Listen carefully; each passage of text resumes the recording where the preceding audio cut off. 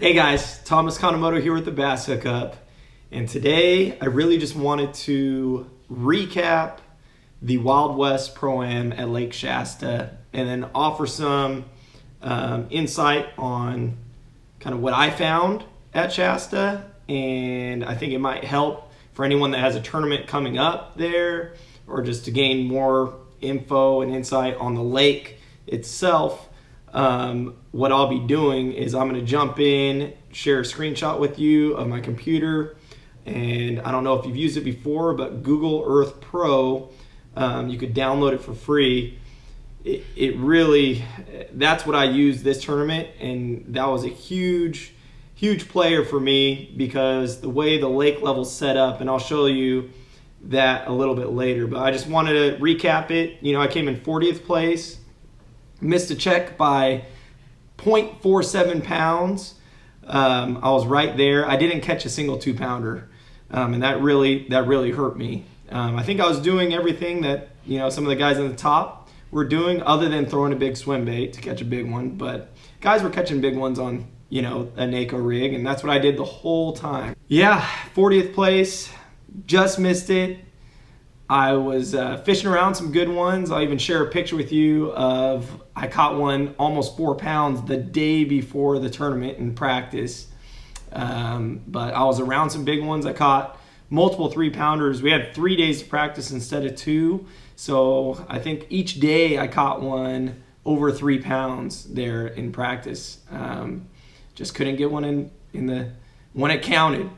But now I'm going to actually go into Google Earth Pro, and I'm going to share what I learned about the lake and some general areas that I fished. You could use that info if you want to, or you don't have to. But Google Earth Pro is such a big tool, and I think you'll see that right now. Before I jump over to the Google Earth Pro, please, if you haven't done so, jump over to the side, click on that subscribe button. It really helps us out, gives us the motivation to keep coming out with these videos. We're always thinking of something new. So please hit subscribe, give us a like, and yeah, we'll keep it rolling. So let's jump over to Google Earth now. All right, guys, so here we are. I opened up Google Earth Pro. This is Lake Shasta. I have it zoomed in. You could type in here, there's a search bar. If you just type in Lake Shasta there, it'll zoom you in right on the lake. Of course, mine looks crazy because I have spots marked everywhere. I did a ton of homework on the lake before the tournament, and I marked the entire thing. So I just want to share with you guys something really cool about Google Earth Pro, especially right now, that I learned. So if you zoom in a little bit on the lake, zoom in here. If you hit the R button, it'll actually take you straight over the top of the lake. So I zoomed in, hit the R, so it's taking me straight over the top. Here's Bridge Bay right down here. But right in this left-hand corner here, you will see a little symbol here. It has 1985. So there's imagery on the lake that dates back all the way to 1985. You want to click on that. And now, it'll have images from 1985 all the way to 2018. So what we want is actually somewhere in here, 2014. So this is the one you want. California had that major drought in 2014. So if you click on that image on any lake, you're going to find the lowest level most of the time. So here we are in 2014.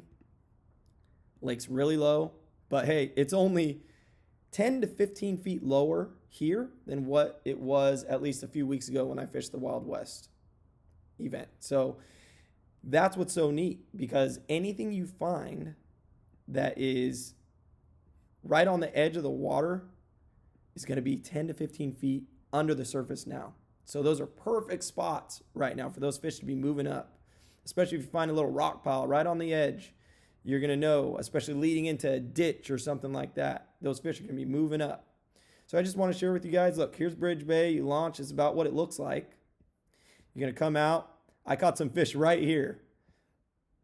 This is a long gravel point, and just to share with you guys, so I marked just the edges there. This right here, this long gravel point actually only extends to about right here. So everything from here on is under the water.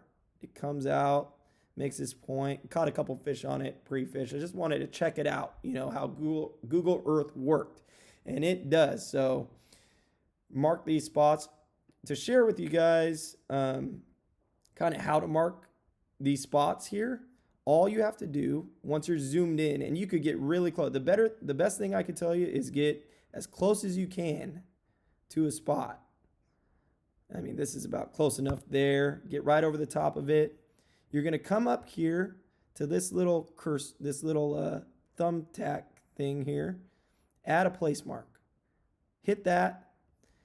This little screen's going to come up on this side here, and you're going to drag it to wherever you want it. Say you want it right on the edge. And I'll tell you, right in the middle of those cross beams there is where your mark is going to be. So you're going to put it right on the edge there. And then you could come up here and you could title it. See, I put different titles for everything. So this is so you could put gravel. You could put gravel point if you want, something like that. I'll put grab. That's good. Hit enter, and there you go. It's saved. Part of the map. So that's what I did. I went around the whole lake, marked all these spots, and then I was able to transfer those onto the Lowrance that I have.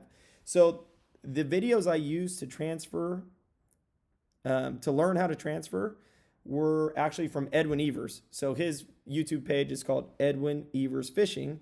And I'll actually link his 2 videos. It's a 2-part series down below in the description if you guys want to check out how to then move these waypoints that you put on Google Earth Pro, move them and transfer them over to your Lowrance units. It's very simple, and he explains it very well. So I'll put those down below in the description for you guys.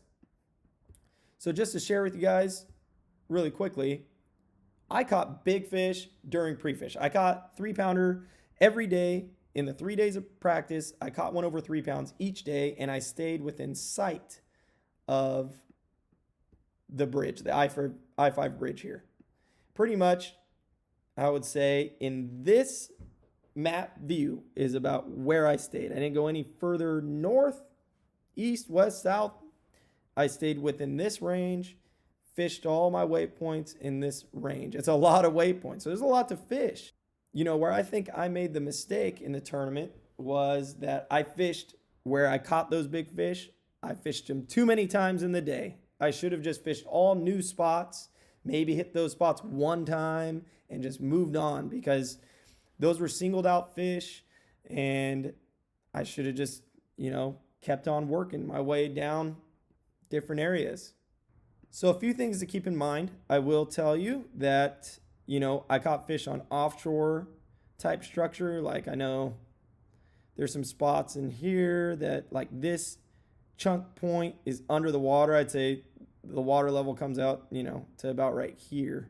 So these little spots are out off the bank, and they're about 15 feet deep. So if you find a bunch of this stuff that is on these long, slower tapering points, you're going to be able to catch some fish on areas that maybe some guys don't know about. The other places I caught fish, and some of the better fish, were in some ditches that have maybe some scattered rock. So I look for like a ditch like this, and you see this little rock pile. There might be some fish on that. So those ditches held fish. And I will tell you that I should have fished more of them. I should have fished more ditches. I should have ran around and fished more ditches throughout the day. The other mistake I made was a lot of my bigger fish were coming on the fall. So I'd throw my Neko Rig out there in about 5 to 15 feet of water. I'd go to feel on it. If there was a fish there before I started shaking it on the bottom, it was generally a better fish. If I could go back, I'd probably throw a weightless Senko a little bit more, especially with now, we're getting some warmer days. I think just a weightless, wacky Senko would work really well, especially against those bigger fish that were just eating it on the fall and were suspended in the zone. So I would have done that a little bit more, and fished even more spots and fished even faster than what I did, because there are just so many areas that you could hit. You could literally make 3 casts to every little waypoint that you have and move on, because those better fish would eat it right away. I wouldn't roll up on a spot, say like this spot right here. I wouldn't roll up on this offshore spot right here and it wouldn't take more than 5 minutes to get a bite. So if you're fishing for a spot more than 5 minutes, it's time to move on. So this is what it looks like. Here's some more good stuff. Out here, so there's a little chunk rock way out here. Some of this is actually, you'll mark a spot like this, and you'll roll up on the lake, come around this turn, and say, wow, that's actually still up on the bank, about 5-10 feet up on the bank, so then you just move on. I mark all these spots just because you never know what's going to be under the water or out of the water. Anything I will tell you that's close to the edge, really close to the edge, that's going to be under the water. Anything that's a little bit off the edge, you can't tell just how steep this is, but it could be under the water or it might be out of the water. But if it's out of the water, just move on. Keep going to your next waypoint. Check the next one, like this one. This is under the water. It's probably 10 feet under the water, this little chunk transition right here leading up to this point. So you could literally go around the entire lake like I did. I stayed around the main lake, but you could do this all through the McLeod, the Sack Arm, the Pit. I marked a bunch of spots. I just didn't fish all of them because what I planned on doing was just catching some bigger fish around the main lake and staying close, because I caught those big fish in pre-fish around the main lake. All right, guys, so if I had a tournament coming up right now, I think what I would do to tackle it is I would choose a creek arm. I'd start in the mouth of it and work my way back into the ditch. I would choose a flatter arm, because as we're getting more towards the spawn, the pre-spawn, those fish should be moving up into those ditches.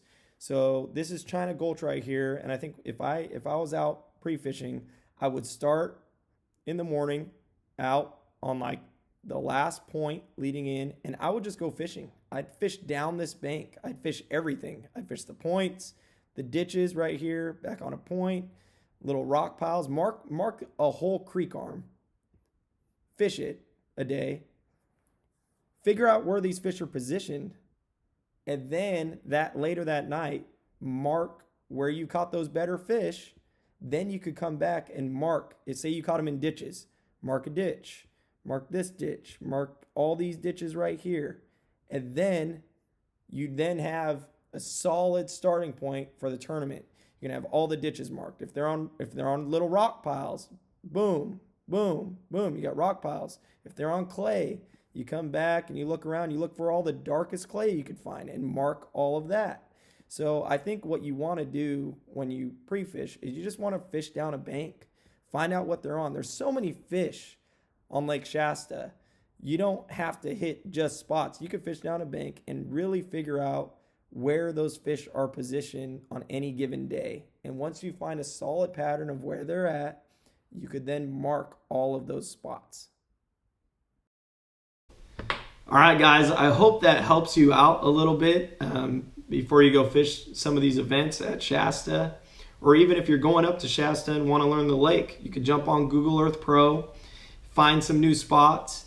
And it's really fun to find a spot on Google Earth Pro, transfer that waypoint, go right to that exact spot, and then catch a fish on it. It's like, man, this works, and gives you confidence. From that point on, every spot you go to that you have marked, you're casting on an ideal spot that a fish should be positioned on. So it just gives you confidence that when you have that many spots marked on your graph, if a boat is sitting on one of them, you just go to the next one and then the next one. And that was what was really cool for me. But anyways, guys, please like and subscribe to the videos. And we will see you again on the next one. Don't know what we're going to do, but it'll be fun.